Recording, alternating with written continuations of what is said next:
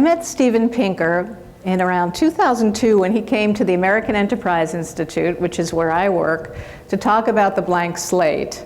Clearly his reputation had preceded him because he's one of the best-known psychologists both within the profession and also outside.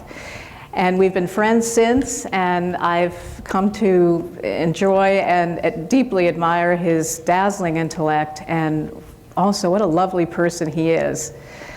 Steve Pinker did his undergraduate work at McGill and then got a PhD in cognitive psychology at Harvard. He went to Stanford as an assistant professor, then to MIT for 21 years, and in mid-2000s, back to Harvard as the Johnstone Family Professor. The breadth and depth of his work is quite astounding. His scholarship and empirical research has ranged from mental imagery to shape recognition, visual attention, children's language acquisition, the neural basis of grammar and words, the psychology of cursing, and the decline of violence, and how to write well. He's authored 7 popular books, beginning in 1994 with The Language Instinct, then How the Mind Works, Words and Rules, The Blank Slate, The Stuff of Thought, Better Angels of Our Nature, and his latest and 7th, The Sense of Style. And 2 of those books were finalists for the Pulitzer Prize. Finally, he's steeped in much deserved recognition in spite of, or maybe because of, the taboos that he's been willing to take on. He's won awards from the American Psychological Association, the National Academy of Sciences, the American Humanist Association, among others.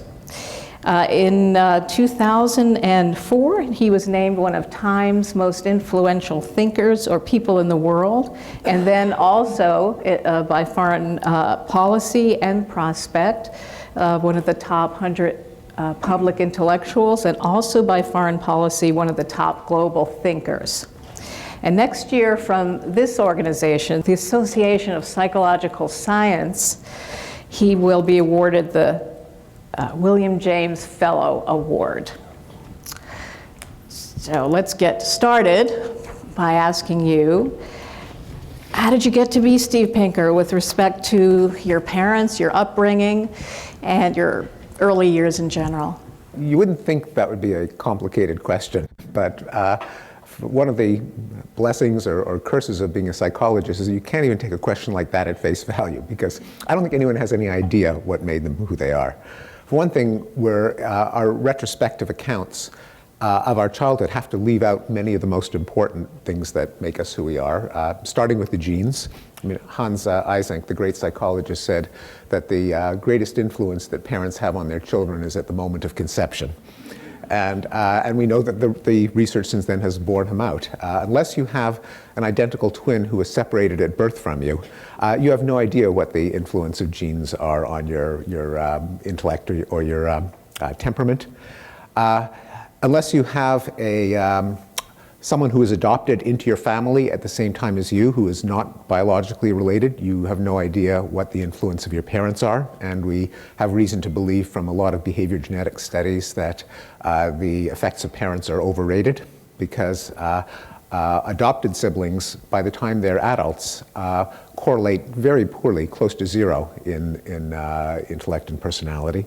And unless you grow up with an identical twin who shares both your heredity and your environment, and you see differences from your identical twin, you don't have any way of appreciating the role of chance.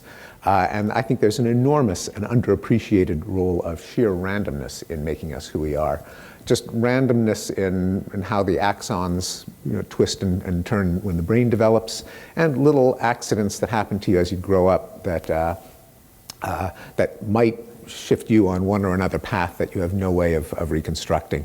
So take with a grain of salt anything that I say from now on, because I don't think we have any of us has any idea what made us who we are. But I'll start. I chose my parents well. My father, Harry Pinker, who I lost just a few weeks ago, and my mother, Rosalind Pinker, both highly verbal, talented in math. My mother's, Rosalind Pinker, highly intellectual and verbal, and I certainly grew up in a house filled with conversation. It was a secular Jewish household, so there was a lot of debate and disputation. There's an old saying, 10 Jews, 11 political parties. There were books and magazines and newspapers in the house. When I was a teenager, my mother gave me as a gift a subscription to the Time Life Science series, where every month a different volume would come in on a different scientific topic: electricity and magnetism, and light, and the planets, and forests. But one month it was the mind, and I do remember being quite intrigued by that Time Life volume, and perhaps that more than anything led me to appreciate psychology as an interesting thing to do. On the other hand, when I was at Stanford, my office mate was my friend Herb Clark, also a professor of psychology interested in psychology of language. He grew up in Deadwood Gulch, South Dakota. So this is a good reason to take with a grain of salt anything that attributes your professional interest to the neighborhood in which you grew up. Right. You said that at 13 you were even interested in human nature, yet your early work was on vision. How did that come about, and what was one of your first projects? Yeah, I think another thing that I like to think influenced my interest was growing up in the 60s. I was a baby boomer, and in the 60s you had to decide whether you were going to be an anarchist or a Marxist or an Ayn Randian, or everything was very ideological, and those ultimately boil down to questions about human nature. If you're an anarchist, you must have a fairly rosy view of human nature to think that people can coexist without a leviathan to keep them from each other's throats, and so it is for the other political ideologies. So I do remember having debates with friends over whether we need money or people would just naturally take their fair share, whether we need police or people would naturally cooperate. But you can't get an undergraduate degree in human nature. So you have to pick a discipline, and psychology seemed to me a sweet spot between grappling with big, important, consequential ideas, but doing so in a way that was tractable, that you could study it in the lab. I found myself gravitating to Steve Kosslyn, who had just been hired at Harvard when I was a graduate student, and and Steve has been a friend ever since. He was just 6 years older than me at the time. He was 28, I was 22, but he was building a research program on visual imagery and visual cognition. Both of us were, I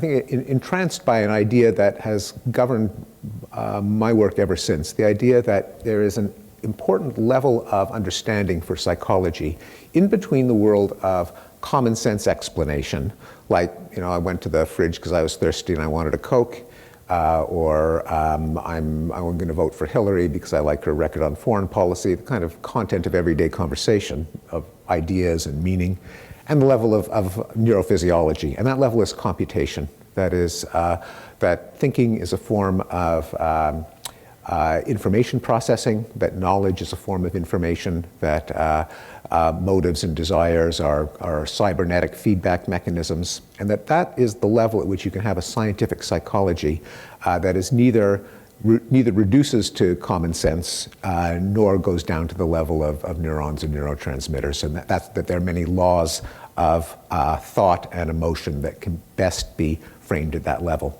Steve at the time was doing that for mental imagery, for the ability to form mental pictures to answer questions like what shape are Mickey Mouse's ears? Most people say, well, I never really thought about that, but no, okay, oh yeah, they're round. Or how do I arrange the suitcases to fit into a trunk? Or if I'm writing a novel or telling a story, how do people enter and leave the room? All the kinds of things we conjure up in our mind's eye. But what does that mean? And Steve, I think, was the first to come up with a computational theory of what it could mean to think in pictures or images. And at the time, this was thought by a lot of people to be a mistake. This was the era before there was affordable computer graphics, where computation meant you would type strings of text into a computer and you'd get strings back. And no one could even conceive of what it would mean to have a picture. And a lot of bad philosophy was mustered to show that this was paradoxical. If there was a picture in the head, you'd need a little man to look at the picture, and then you'd need a little, even smaller picture inside the head of the little man, or it's all, to say you have a mental image is all a category mistake. It's like saying for Pete's sake and then walking around looking for Pete. So there are all these, I think, in retrospect, bogus arguments as to why mental imagery was incoherent. And Steve had an intuition that the notion of what we would today call graphics, namely you could have a representation consisting of what we now call pixels, I don't even know if the word existed in that time, and a more abstract kind of web-like database from which the images could be generated piece by piece, could account for our ability to form and use images. And there was one note in one of his papers that I read as a graduate student that I realized opened up a whole world of questions, where, namely, how do you represent the third dimension in an image? And we clearly can imagine three-dimensional shapes when you take organic chemistry, or for that matter, when you study the brain and you have to sort of mentally rotate it and see it from different angles, or approach it from the inside. Third dimension has to be there, but it can't just be adding layers of depth, that is, make it a set of voxels, as we would now call them, volume elements instead of pixels, because then you wouldn't get perspective. And when you form an image, if you imagine standing between railroad tracks, they converge, which the voxels don't in a 3D representation, and things get smaller as they move away. And trying to resolve that paradox of how a information representation of space could both have the third dimension and have the effects of a vantage point in perspective was what set me off on my thesis. Wow. It sounds actually incredibly complicated. So how did you get from that to language acquisition? So it was, I had to be kind of opportunistic as a graduate student. Harvard at the time actually had very few cognitive psychologists. They didn't give tenure to any of their cognitive psychologists. They thought it was a passing fad, that only mathematical psychology was true science. And so I went after the only cognitive science that was actually happening there, which was language development in children. Roger Brown, the great social psychologist and founder of psycholinguistics, was on the faculty. And staying with the key idea that psychology is best understood as a form of computation, I tried to think of what would be the algorithm that a child would be born with that would take sentences as input, the kind of things you'd hear from your parents and your siblings and your friends, and produce as output the ability to speak English or Japanese or Swahili or any other language. So what goes into that black box? And I start off more as a theoretician, namely, what could the child be born with that would allow him to do that learning? And then that led to a number of questions in more concrete areas of grammar. How does the child learn endings on verbs and nouns, meaning of words, how to flip the subject and auxiliary to pose a question? And so it was really theoretically driven. Mm-hmm. So, okay, this was the 80s, around the 80s and early 90s.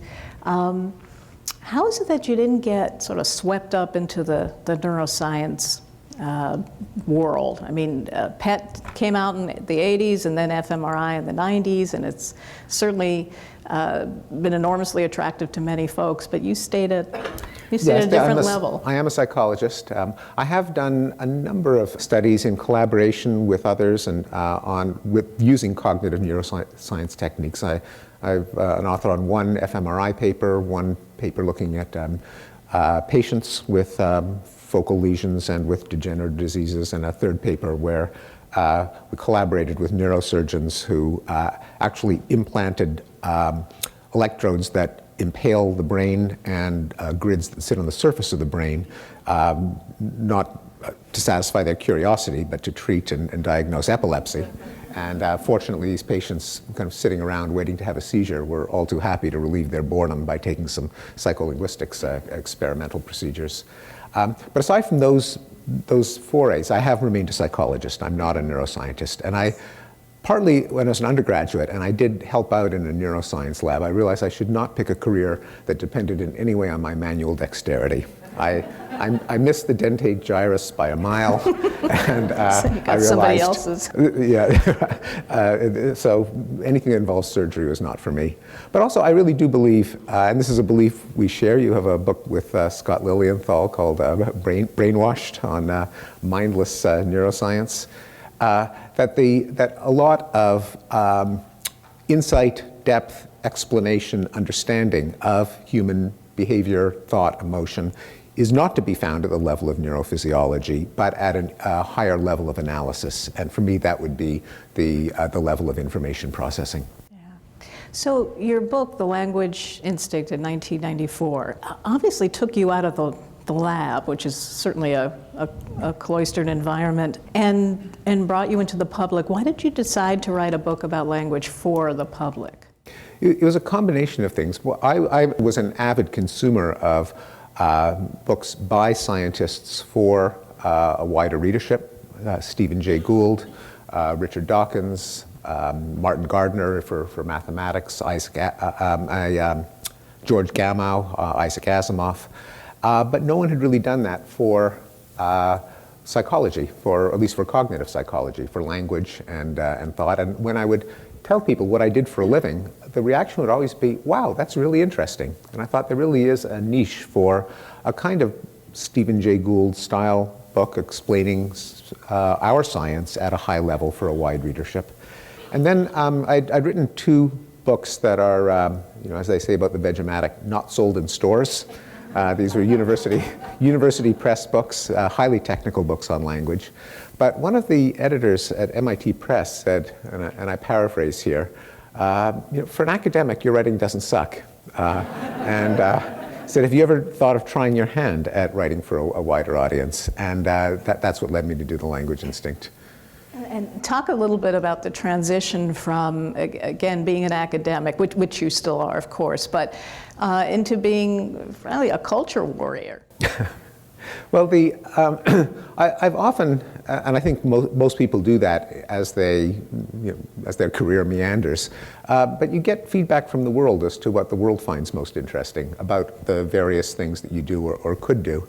When my research activities, when I changed the ratio in my portfolio from kind of 50-50 visual cognition and language to more and more language, it was in response to my seeing that people were just much more interested in the work that I did in language. I got more invitations to write book chapters and give talks and so on. And so I shifted the mixture there. And then likewise, as I started to write about topics of interest to the wider public seemed to want more. And that too shifted the ratio. Yeah. Well, what were some of what was the reception to your early book in terms of, were there critics of it? Well, the Language Instinct in particular, my first book for a wide audience, got almost entirely positive reviews. And the last time that I enjoyed that blessed state. But, and I was surprised. I was told by friends and colleagues who had written books for a wider audience, the typical book will be in the bookstores. A bookstore, by the way, is this building where they have shelves and you can, and then gone forever. And I wrote it with that in mind. I had no idea that it would still be in print 24 years later, that it would be reviewed in the New York Times. So I walked into it with low expectations. And when it was widely reviewed and widely noticed, I was surprised and delighted. And it didn't strike that many people as controversial. I think I got one negative review from, because the book touched on some controversies within the field of psycholinguistics. And in one of the academic journals, there was a fairly critical review. But the others, both in the popular press and the other academic journal reviews, were highly positive. Great. Well, speaking of then critics, I have a list here of people with whom you've had friendly and maybe a little bit sometimes tense academic debates. So I'm going to read this list. And then it's a long list. I think I left some people out, actually. But okay. So one with Noam Chomsky on the role of natural selection and the origin of language, and even the very purpose of language. You seem to have an interesting theory about that. Jerry Fodor about how the mind works. A debate with Elizabeth Spelke on the social and evolutionary basis of sex differences in cognition. Stephen Jay Gould and Stephen Rose on the evolutionary grounding of human behavior and anxiety about biological determinism. John Gray, he's a philosopher, right? Yeah, who excoriated you as a defender of the Enlightenment values, how dare you, while arguing for a declinist view of civilization. He was, you're far more optimistic, in The Better Angels of Our Nature. Then Leon Kass, who actually is a colleague of mine at the American Enterprise Institute. Well, I admit I sided with Professor Pinker on this, but arguing about the very concept of human dignity in bioethics. This was in the context of the President's Council on Bioethics under President George Bush with respect to stem cell research. And Stephen wrote this wonderful article in the New Republic related to that, and also testified before their commission, questioning the concept of, not the concept of human dignity, but its context in stem cell research. And also Leon Wieseltier, who is the former literary editor of the New Republic, on the relationship between science and the humanities. So I guess my question is, which of those was the most, it's sort of productive, I suppose, or in terms of a lot of these debates, you know, a lot of heat but no light, or people just remain entrenched on their sides. But which ones would you say were the most productive, and how? Well, I like to think that I learned from all of them, that again, as psychologists, we're blessed or cursed with the knowledge that most of our knowledge isn't, that we're apt to overestimate how correct we are and how wise we are, how much we know, and that you really can only understand something if you have it attacked and then have to reconstruct what's defensible. So I think I learned from all of them. I think I was right with all of them, but I wouldn't I? Is there one that, I guess I'm trying to, I suppose I'm trying to get, trying to tease out almost the, well, which one was the most protracted? Do they, I mean, they play out in magazines, they play out in, on panels. I think certainly the debate on the, whether the human mind is a blank slate. I mean, it goes back to the empiricists and rationalists of the 17th century. I do think we're making progress in it. I think that, of course, it's not either or, and nor is it some percentage between 0 and 100%, but each has a different role to play in the causal chain from genome to developing brain, interacting with input from the senses, resulting in further learning and so on. So I think we're getting better at sketching out the causal chain. But I think the general framework of the role of evolution and genetics in human psychology, which I played out with Steve Gould and Stephen Rose and Richard Lewontin, and in a different way with Noam Chomsky and Jerry Fodor, even though both of them are much more strongly on the nature side than I am, because they both in their own ways have allergies to the idea of Darwinian natural selection as the source of the nature part, that put into sharp light what the nature of our innate endowment is, where it came from, and what we should expect it to look like.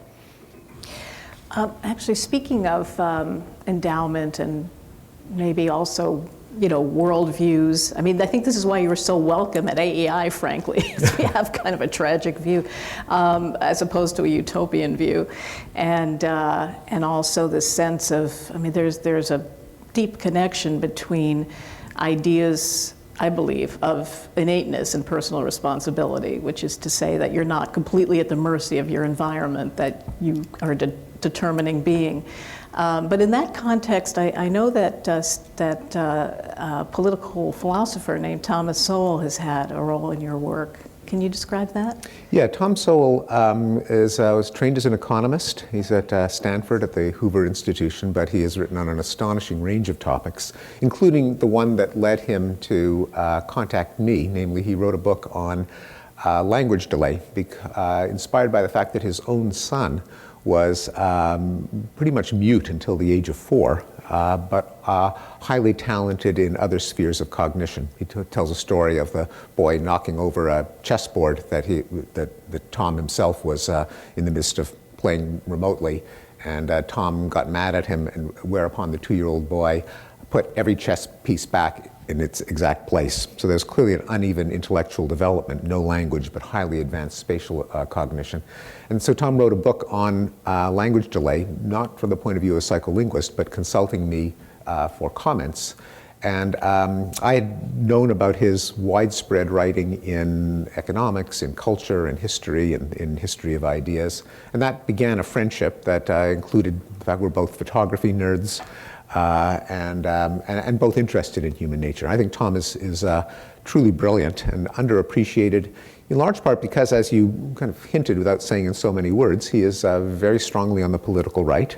I am not strongly on the political right or on the political left, but one, I think, recurring lesson in my own intellectual autobiography is that it's a real mistake to pick either to be, when you're inspired by someone, to buy the entire inventory of ideas. I think you have to pick and choose. I've also taken important lessons from Noam Chomsky, who is as farther to the left than Tom Sowell is to the right. Everyone has interesting ideas. You can't be a ditto head and swallow the entire agenda. In Tom's case, aside from his book on late-talking children and his work on economics, he wrote a fascinating book called A Conflict of Visions on why the various left-wing opinions should hang together and why the various right-wing opinions should hang together, which you wouldn't necessarily, just looking at the list casually, think would have any underlying intellectual coherence. So if you ask someone, are you in favor of the death penalty? Chances are they would also be more sympathetic to religion.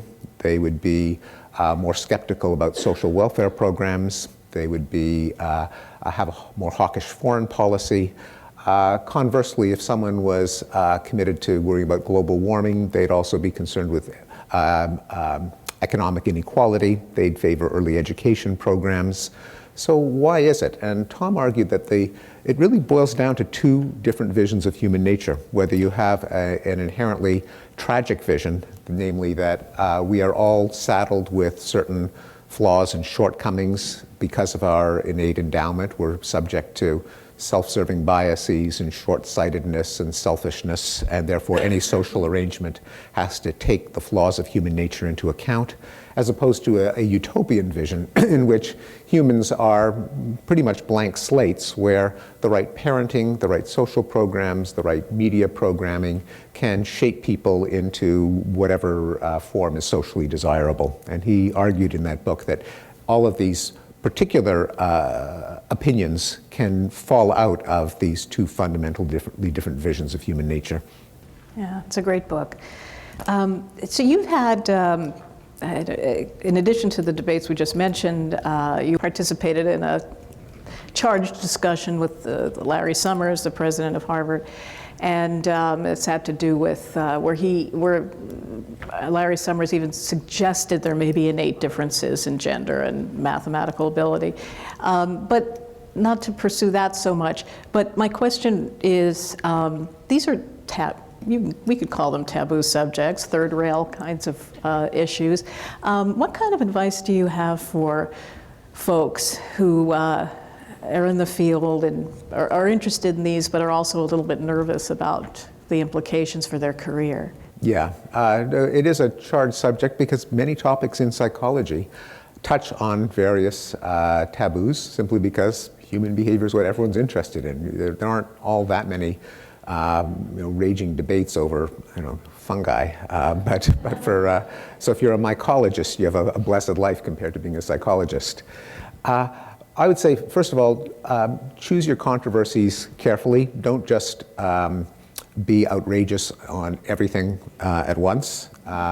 Pick a topic in which there are a lot of data, and so the debate can be as scientific as possible. Don't take outrageous opinions that aren't well supported by the data. Frame them in a way that is not deliberately inflammatory, that acknowledges the potential dangers and shows how they don't necessarily lead to the actual dangers. And maybe get tenure before you start talking about them. waiting for the T word there. Yes, right. As flawed as tenure is, and it's not a system that anyone, I think, could justify from scratch, I think in today's environment, it does serve a purpose. And there's no question that if I didn't have tenure, I would not have written on all the topics that I've written about. So tenure is a good institution from that standpoint alone. So in the Better Angels of Our Nature, one of the sections you have is on moral progress. And certainly we've made great strides. No one would even, slavery is clearly a thing of the past. Women's rights are flourishing. Animal cruelty is abated, never enough, but certainly much less of a problem than it was years and years ago. So my question is, if you were to update Better Angels in 100 years, what do you think we'd look back on in 100 years and think, oh my gosh, we did those things in 2015? Yeah, I suspect that nuclear weapons might be high on the list, that there's something particularly mad about nuclear weapons. They're militarily useless, other than deterring an all-out invasion, and even then they're in practice useless because of the great taboo against actually using them. So that's how come Argentina could defy Britain over the Falklands, knowing that Britain was not actually going to use their nukes to render Buenos Aires a radioactive crater over the Falklands. And so they did exactly what nuclear theory, deterrence theory, says they shouldn't do, a non-nuclear power threatening a nuclear one. Since they're almost by definition unthinkably massive war crimes, that is, millions of non-combatants die, which is what should not happen in a war, their very existence is monstrous. I don't think that they deserve responsibility for preventing war after 1945, superpower war. There is a coherent, non-utopian, non-romantic movement that plots out a blueprint on how they might be eliminated. President Obama actually signed on to it early in his presidency, which is one of the reasons he won the Nobel Prize. So it was derailed by a number of things. He had other headaches like Putin and the Middle East, and it got sort of taken off the world's agenda. But 100 years, it's quite possible that nuclear weapons will be dismantled, and our great-grandchildren will be shaking their heads as to how we ever lived with them. Other things might be certainly many factory farming practices. It would be very hard to defend. The incarceration of people for nonviolent crimes like drug possession, we're already starting to see a tipping point. Then, of course, in much of the world, there are practices such as the toleration of violence against women or restrictions of women, and throwing people in jail for free speech, where the advanced Western democracies are already enjoying progress, and there's still a lot of room for the rest of the world to catch up. Right. I hope you're right. We'll meet here. We'll meet back in 100 years. I'm quoting you here, Stephen. You said that, quote, "Psychology sits at the center of intellectual life. In one direction, it looks to the biological sciences, to neuroscience, to genetics, and evolution. But on the other, it looks to social sciences and the humanities, end quote.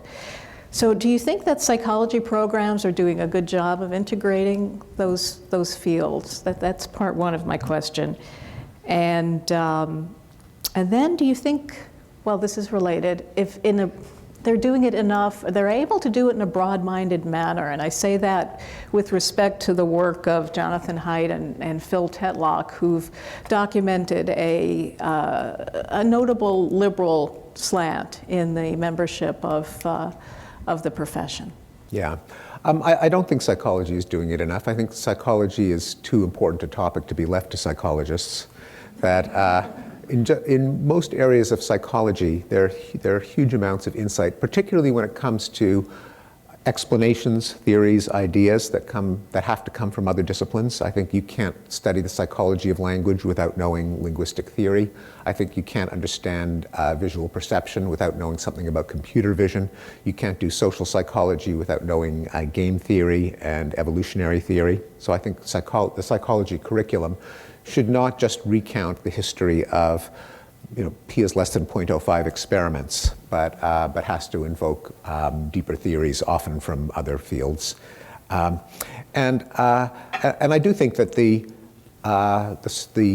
strong political monoculture of much of psychology is an impediment to scientific progress. Namely, there are certain hypotheses that are simply not on the table because they are unthinkable, and that this is not to prejudge whether any of those hypotheses are true or false, but unless you entertain them, how do you know whether they're true or false? There was just to give an example, an op-ed in the Wall Street Journal just a couple of days ago, a column actually, on a finding on relating cortical thickness to poverty, that kids from poorer neighborhoods have thinner cerebral cortexes. And it went on to argue, well, this just shows the effects of plasticity, how a deprived environment shrinks your gray matter. And maybe that's true, but the G word wasn't even mentioned as a hypothesis, namely the possibility that people vary because of their genome and how thick their gray matter is. In fact, we know from twin studies that, in fact, there is a heritable component to gray matter thickness. Whether that's the cause of the socioeconomic status differences, we can't know unless you look at both heritability and stimulation and SES in a proper regression analysis. But if you take one potential factor and you don't even test it, you're guaranteed to be ignorant about it. And I think that's just one of many examples that John Haidt and Phil Tetlock and their collaborators, I think, correctly point out in their Behavioral and Brain Sciences article that has retarded the progress of our science. Do you see any change over the years, or that's been pretty much static, the proportion of No, I think there is a change. I think it is improving. That just looking at the introductory psychology textbooks, for example, they now tend to include a respectful discussion of behavioral genetics when it comes to explaining intelligence and psychological disorders, more so than the textbooks that I grew up with. Likewise, the role of evolution in helping to understand altruism tends to be in the curriculum, which was not true 20 or 30 years ago. So I think there is progress. That's encouraging. Well, about teaching, you've won lots of teaching awards. I did not mention that in your introduction. Advice for teachers out there and graduate students who are about to become teachers. Right. I'll be speaking about that later today and giving the David Myers lecture, in fact, on teaching. Although I'm going to concentrate in that lecture on writing, because it's what my most recent book was about. But I think the psychology of writing and the psychology of teaching overlap a lot, and that what makes a good writer often makes a good teacher. In particular, I would single out two principles. One of them is concreteness and vividness. When you become an expert in a subject, you tend to think about it more and more abstractly, and you forget all the concrete sensory details that the human mind really needs to understand something. So you talk about a stimulus instead of a bunny rabbit, or you talk about an emotional response instead of your heart rate goes up. A lot of opaque writing comes from omitting perceptual detail in favor of abstraction, and a lot of, I think, ineffective teaching does the same thing. Not because people are trying to sound highfalutin and fancy and to bamboozle and impress, but just it's the natural psychological response to becoming an expert. You tend to have bigger and bigger and more abstract chunks, and you forget that novices need to be reminded of physical events in order to understand them. And the other is being aware of a phenomenon that has been rediscovered many times in psychology, but my favorite name for it comes from an economist. It's called the curse of knowledge. The difficulty that we have in imagining what it's like not to know something that we do know. And in psychology, it's also called mind blindness, failure of theory of mind, hindsight bias, egocentrism. There are many different forms of it. When we teach, when we write, we are apt to project our own state of knowledge outward and assume that background assumptions on why our questions are interesting, what our jargon means, are just common knowledge. They're second nature. And we forget that people who are as smart as we are, but just haven't gone through the same history of learning that we have, need to start from the beginning and have concepts explained, abstractions fleshed out, jargon terms defined.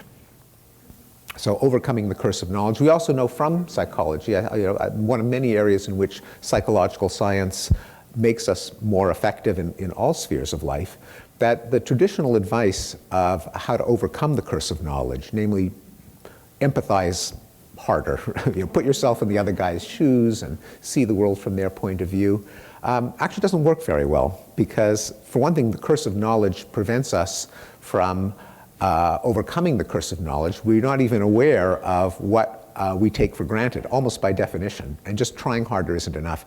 Feedback signals are essential. Showing your manuscript to other people in the case of writing, and you're often shocked to find out that what's obvious to you isn't obvious to anyone else. And in the case of teaching, the kind of feedback that you get from constant assessment. And any people in this room who are teachers know that when you get assignments back, you're often stunned to find how shallow and incomplete the level of understanding is, not because the students are lazy or stupid, but because you, the teacher, have failed to spell out some of the foundations that you take for granted, but that they have no way of knowing. I know, that's a horrible feeling when the first time you realize the curse of knowledge is when you're giving your talk. Yes. And that's, Yes. So do you write for academic journals anymore, or is that a thing of the past? Yes, no, I still I go through the agonies of revise and resubmit and reviewer number 3 and all of that, yeah. Well, just briefly, because I know these things get extremely complicated, but what was the last academic paper you wrote?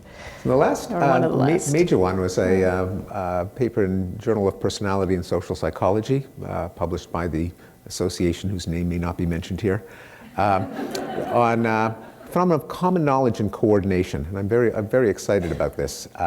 It's the phenomenon of the difference between everyone knowing something and everyone knowing that everyone else knows it. That is, I know that you know that I know that you know that I know that you know ad infinitum, which is received some technical analysis in economics and game theory and logic and linguistics, but very little in psychology.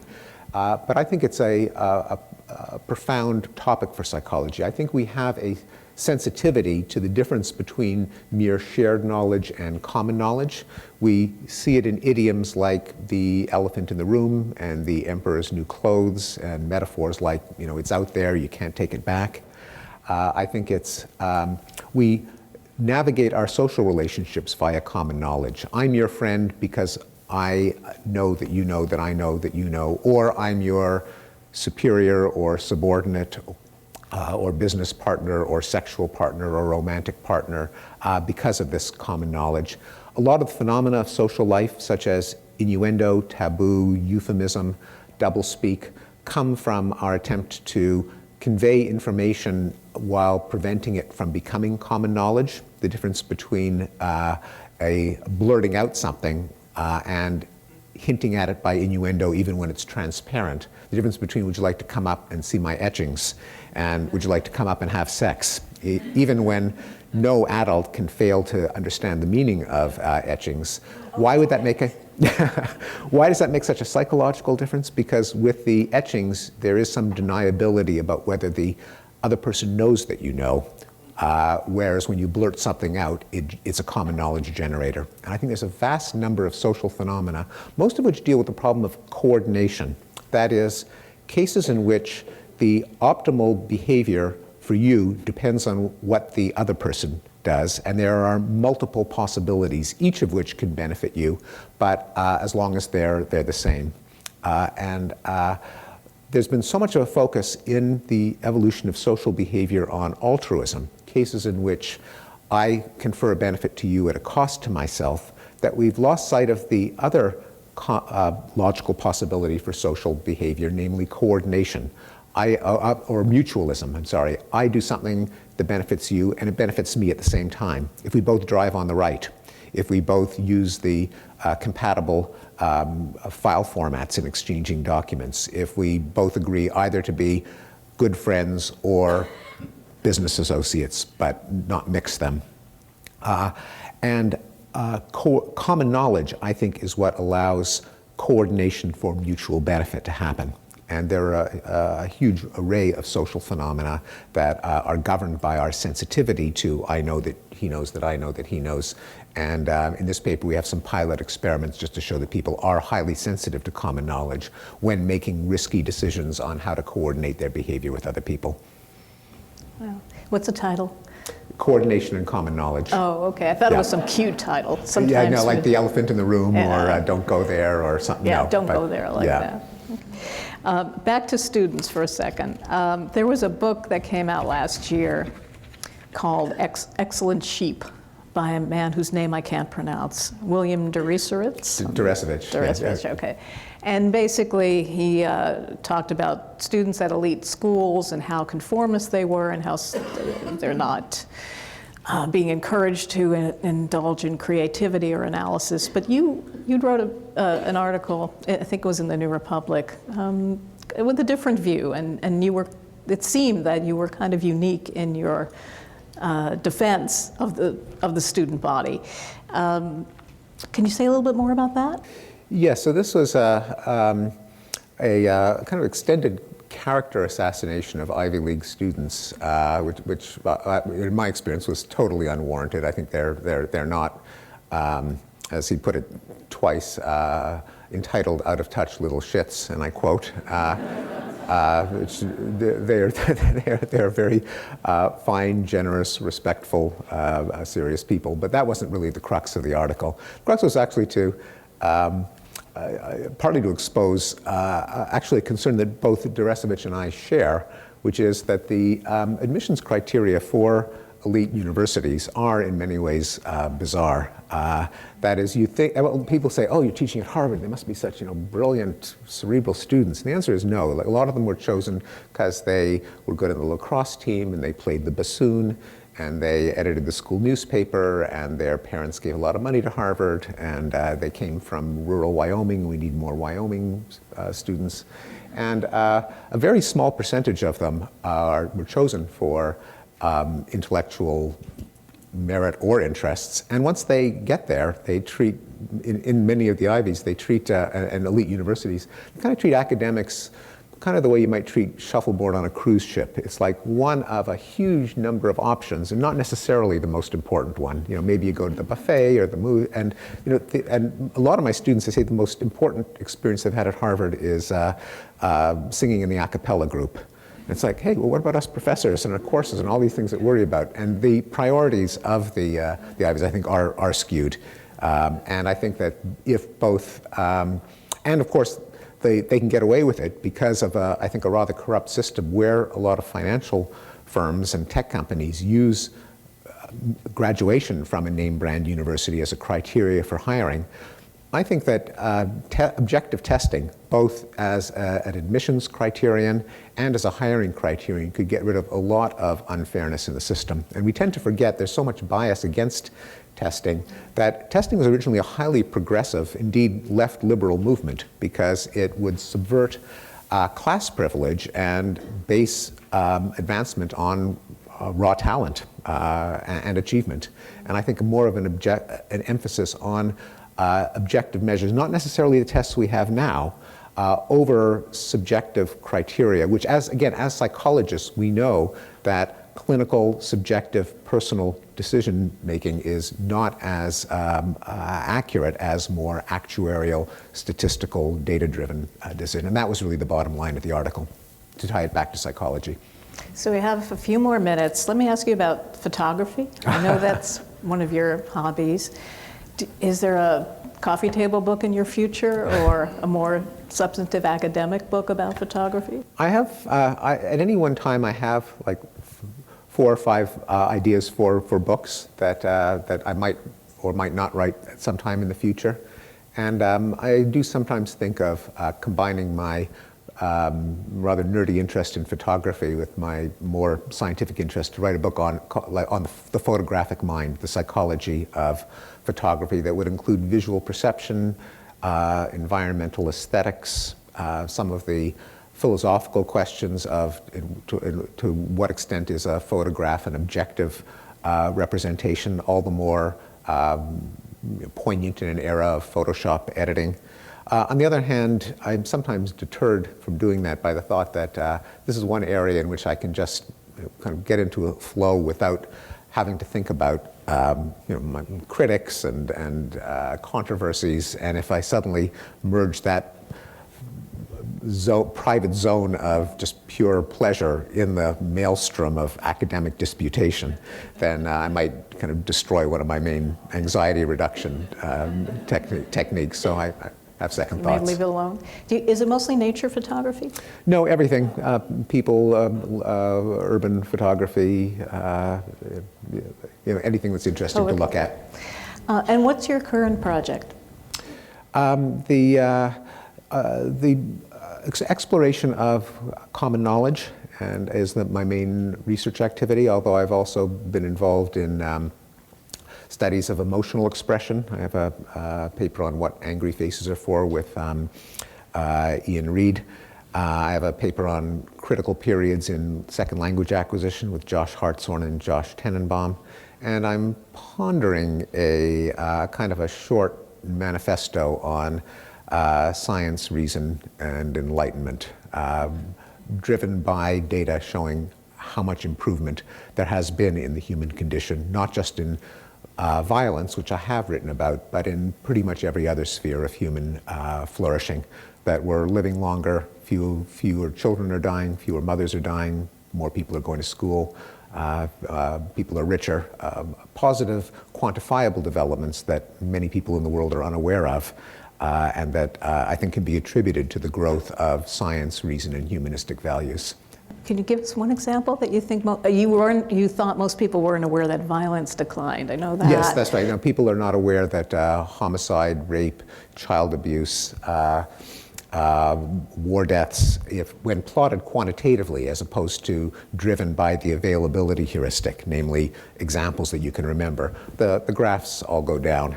But what I didn't spell out in the Better Angels of Our Nature, and which is, I think, worth a further explanation, is that it's not just violence, but everything else that could go wrong in life that has decreased, like disease, like extreme poverty, like illiteracy and ignorance. And that, again, as psychologists, we know that our impressions of the world are far too driven by anecdotes, stoked by the very nature of news. News is about stuff that happens, not about stuff that doesn't happen. More things can go wrong than can go right. And so event-driven information streams, in other words, the news, will